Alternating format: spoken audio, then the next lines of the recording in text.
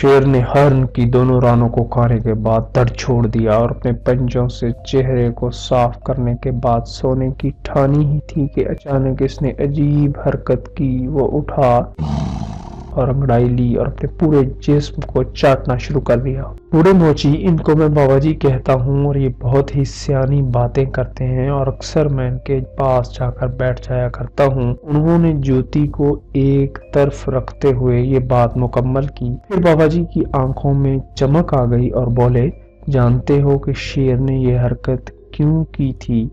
میں نے پوچھا، کیوں بابا جی؟ بولے، ارے پگلے، وہ اپنے آپ کو تھپکی دے رہا تھا۔ جانور اپنے کام میں سیانے ہوتے ہیں، ہم انسان ہی ہیں جو اپنے کی بجائے دوسرے کا کام زیادہ جاننے کی کوشش میں لگے رہتے ہیں اور نقصان اٹھاتے ہیں۔ عرض کیا، بابا جی، آپ نے بھی یہ فارمولا یعنی اپنے آپ کو تھپکی دینے والا آزمایا ہوا ہے؟ وہ ایک دم سنجیدہ ہو کر ترنت لہجے میں بولے، اس سے کہیں اہم یہ سوال ہے کہ میں نے یہ کیسے سیکھا؟ تو آؤ آج تم کو بتاتا ہوں۔ میں جب اپنے والد کے ساتھ اس روزی کے پھٹے پر بیٹھنے لگا تو مجھے بہت غصہ آتا تھا، اتنا کہ من کرتا تھا کہ بعض اوقات جب کوئی گاہک آ کر اوئے چھوٹے کہتا تو دل کرتا اس کو چیر کر رکھ دوں، لیکن اپنے والد کا حیا اڑ آتا۔ ایک دو دفعہ تو میں کئی لوگوں کے ساتھ الجھ پڑا۔ بابا جی اپنی آنکھوں میں تیرتی نمی کے ساتھ بولے، پھر ایک دن میرے باپ نے ایک عجیب کام کیا۔ اس نے کہا، پتر، آج ہم کام نہیں کریں گے بلکہ باغ کی سیر کو جائیں گے۔ وہ میری زندگی کا خوبصورت دن تھا۔ وہ دن میرے لیے دو حوالوں سے یادگار بن گیا۔ پہلی یادگار میری یہ تھی کہ اس دن میں نے وہ کچھ سیکھا جس نے میری زندگی بدل دی، اور دوسرا وہ دن میرے لیے تا عمر ایک بہترین یاد بن گیا۔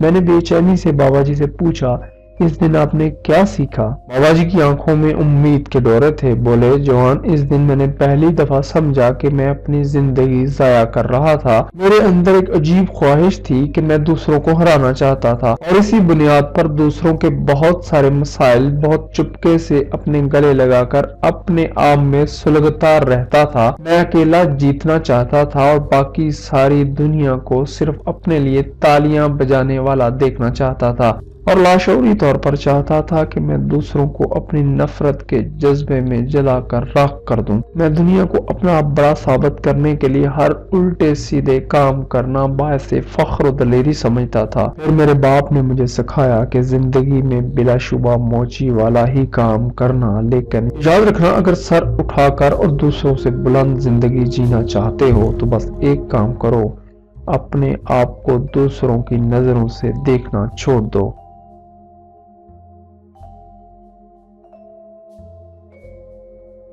اپنے آپ کو خود سے دیکھو اور جو بھی کرو دوسروں میں اس کا فائدہ دیکھو۔ اور آخر میں میرے باپ نے مجھے دونوں ہاتھوں سے پکڑ کر کہا، اور ہاں بیٹا، اس میں جو سب سے بڑے گر کی بات ہے، اسے کبھی مت بھولنا، وگرنہ بہت بڑے لوگوں کی طرح تم بھی ایک دن منہ کے بل گرو گے اور اٹھ نہیں پاؤ گے۔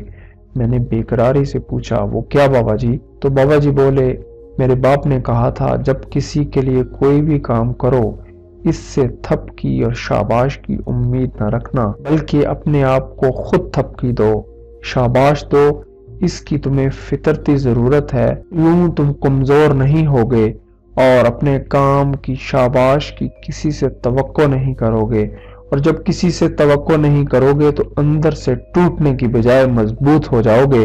اور جو انسان اپنے آپ کو تھپکی دینے کا گر جان لیتا ہے وہ رب کی نظروں میں مقبول ہو جاتا ہے، کیونکہ وہ اصل اجر اس سے مانگ رہا ہوتا ہے جو اصل اجر دینے کے لائق ذات ہے۔ اس کے ساتھ ہی بابا جی کی آنکھوں میں ایک تیرتا ہوا آنسو نکلا اور رخسار کی گمنام جریوں میں کھو گیا۔